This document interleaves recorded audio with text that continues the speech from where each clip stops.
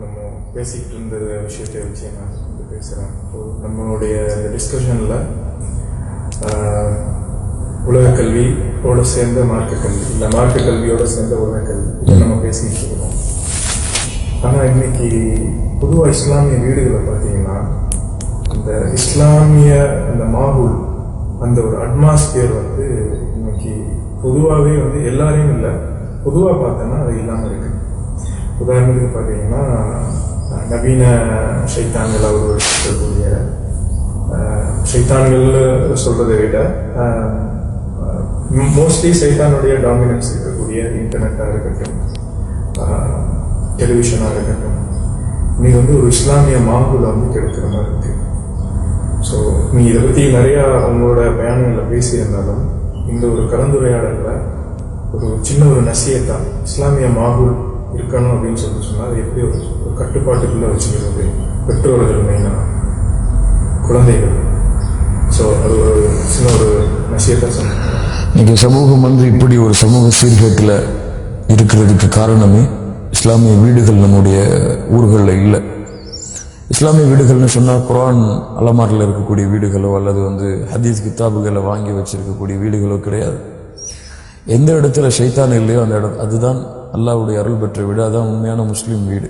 ஆனால் இன்னைக்கு பெரிய ஷைத்தானை நம்முடைய வீடுகளிலேயே டிவியுடைய உருவங்களில் வாங்கி வச்சு அதை பார்த்து கொண்டு இருக்கக்கூடிய நிலைமையில தான் இன்னைக்கு சமூகம் இருக்குது பெரும்பான்மையாக. யாருக்கு தெரியாது சினிமா பார்க்குறது ஹராம்னு சொல்லி? எந்த பெற்றோருக்கு தெரியாது? எந்த பெற்றோருக்கு தெரியாது இப்படி ஒரு அந்நிய பெண்ணையோ அல்லது இப்படி ஒரு தோற்றத்தில் இருக்கக்கூடிய பெண்ணையோ தன்னுடைய பிள்ளை பார்க்கக்கூடாது, இதை பார்த்து வளரக்கூடாதுன்னு சொல்லி யாருடைய உள்ளத்தில் ஆசை இல்லை? யாருக்கு தெரியாது இசை கேட்கறது ஹராம்னு சொல்லி? யாருக்கு தெரியாது சீரியல் பார்க்கறது ஹராம்னு சொல்லி? ஆனால் இன்னைக்கு எல்லாமே இன்னைக்கு முஸ்லீம் வீடுகளில் அப்துல்லா, அப்துல் ரஹ்மான், ஃபாத்திமா, ஹதீஜான்னு பேர் வச்சு கொண்டு இருக்கக்கூடிய முஸ்லீம்கள் சர்வசாதாரணமாக வீடுகளில் உட்கார்ந்து சினிமா பார்க்கறது, நாடகங்கள் பார்க்கறது, அதுபோல் இன்னும் பல பல விஷயங்களை பார்க்கறது, குழந்தைகளை டிவி முன்னாடி உட்கார வச்சு கார்ட்டூன்களை பார்க்க வைக்கிறது. உங்களுக்கெல்லாம் தெரியும்னு நினைக்கிறேன். கார்ட்டூனை உருவாக்குனது இஸ்ரேல் தான் கார்ட்டூனை உருவாக்குச்சு. ஏன் உருவாக்குச்சு? குழந்தைகளுடைய என்டர்டெயின்மெண்ட்காக. குழந்தைகள் அதை பார்த்து பார்த்து சாப்பிடணும், அதை பார்த்து வேறு கவனங்களை திசை திருப்பாமல் இருக்கணுங்கிறதுக்காகத்தான் கார்ட்டூன் உருவாக்குச்சு. ஆனால் எந்த நாடு கார்ட்டூன் உருவாக்குச்சோ இஸ்ரேல், அந்த நாட்டில் கார்ட்டூன் பார்க்கக்கூடாது தன்னுடைய குழந்தைகள். ஏன்? என்னைக்கு இப்படி ஒரு வேடிக்கையான நிலைமையில குழந்தைகள் வளருதோ அந்த குழந்தைக்கு ஒரு நோக்கம் இருக்காது, அந்த குழந்தைக்கு ஒரு ஃபோக்கஸ் இருக்காது. அந்த குழந்தை வளரும் பொழுது அல்லாஹ்வுக்காகவோ அல்லாஹ்வுடைய தூதருக்காகவோ மார்க்கத்துக்காகவோ வளராது. அது ஏதோ இப்படி சண்டை பிடிக்கணும், இப்படி ஒரு உலகத்தில் என்ஜாய்மெண்ட்டாக இருக்கணும், நிம்மதியாக இருக்கணுங்கிறதுக்காக ஒரு நோக்கத்தை கொண்டு தான் வளரும். இது போன்ற ஷைத்தான்கள் நமக்கெல்லாம் தெரியும். சினிமா பார்க்கறது ஹராம், நாடகம் பார்க்கறது ஹராம், இது போல வீணான காரியங்களை குழந்தைகளை பார்க்க வைக்கிறது கூடாது, எல்லாமே தெரியும். ஆனால் தெரிஞ்சும் இந்த சமூகம் வந்து இன்னும் அதை விட்டு விலகலை. எவ்வளவோ குர்ஆன் சுன்னாவை பேசினாலும், எவ்வளவோ குர்ஆன் படி வாழணும், ஹதீஸ் படி வாழணும்னு பேசினாலும், இன்னும் எல்லா வீடுகள்லையும் சினிமா பார்க்கக்கூடிய பழக்கம், நாடகம் பார்க்கக்கூடிய பழக்கம், பெற்றோர்களும் பிள்ளைகளும் சேர்ந்து உட்கார்ந்து கொண்டு இது போல அசிங்கமான விஷயங்களை பார்க்கக்கூடிய பழக்கம் இருக்கிறதுனால தான் இன்னைக்கு பெண் பிள்ளைகள் எல்லாம் நம்முடைய கட்டுப்பாட்டில் இல்லை.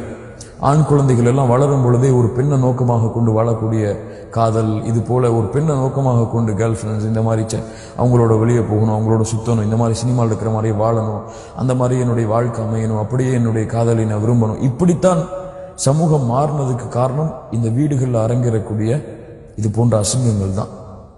அதனால இந்த முஸ்லீம் சமூகம் என்னைக்கு இந்த டிவிகளை விட்டு, இந்த ஷைத்தான்கள் டிவி பார்க்கறது தவறு இல்லை, டிவியில் நல்ல விஷயங்கள் மார்க்க நிகழ்ச்சிகளை பார்க்குறோம், மார்க்கத்துடைய தொடர்பு ஏற்படுத்தக்கூடிய நிகழ்வுகளை பார்க்குறோம், இன்றைய உள்ள உலக நடப்புகளை பார்க்குறோம், அது தவறு இல்லை. ஆனால் சினிமாக்களை, சீரியல்களை, அசிங்கங்களை, பாடல்களை, இசைகளை நீங்கள் முஸ்லீம் வீடுகளில் பார்த்தீங்கன்னா ஒரு காஃபி வைக்கக்கூடிய சவுண்டை விட அதிகமாக சவுண்டு வச்சு பாடல்களை கேட்டுக்கொண்டு குழந்தைகளை ஆட விட்டு அவங்க பெற்றோர்கள் சந்தோஷம் அடையக்கூடிய நிலைமையில தான் சமூகம் இருக்கு. இல்ல மாஷா அல்லாஹ் பாதுகாத்தவங்களை தவிர.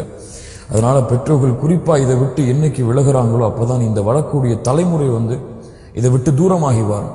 சினிமா இல்லாம, நாடகம் இல்லாம வாழ முடியாத அளவுக்கு இன்னைக்கு தமிழ் சமூகம், தமிழ்நாடு மக்கள் மாறி இருக்கக்கூடிய இந்த நிலைமையில அவங்கள பிரிக்க முடியாது. தமிழ் மக்களை வந்து சினிமாக்கள் இருந்து, சீரியல்கள்ல இருந்து பிரிக்க முடியாது. ஆனா ஒரு ஈமான் கொண்டவன் அதை விட்டு பிரிஞ்சுதான் வாழணும். அப்படிதான் அல்லாஹ் அவங்களுக்கு வழிகாட்டுறான்.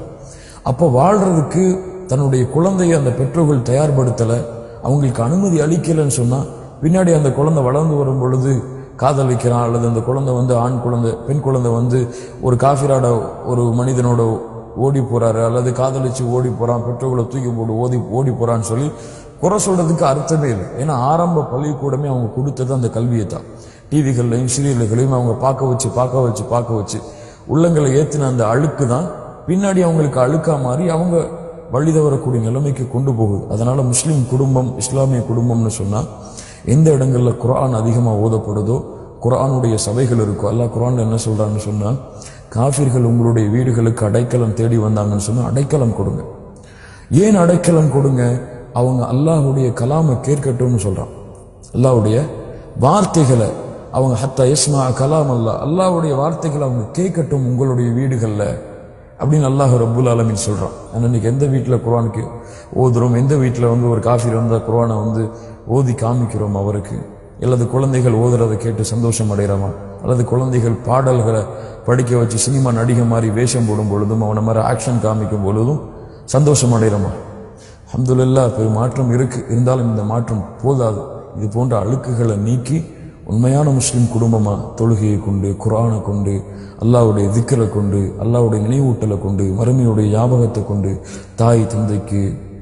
தந்தை தாய்க்கு 2 பேரும் பெற்றோர்களுக்கு எல்லாரும் அல்லாஹ்வுடைய அச்சத்தை அறிவுரை செஞ்சு கொண்டிருந்தாங்கன்னு சொன்னா இந்த சமூகம் வந்து உண்மையான முஸ்லிம் சமூகமா, இந்த குடும்பங்கள் வந்து உண்மையான முஸ்லிம் குடும்பங்களா மாறும்.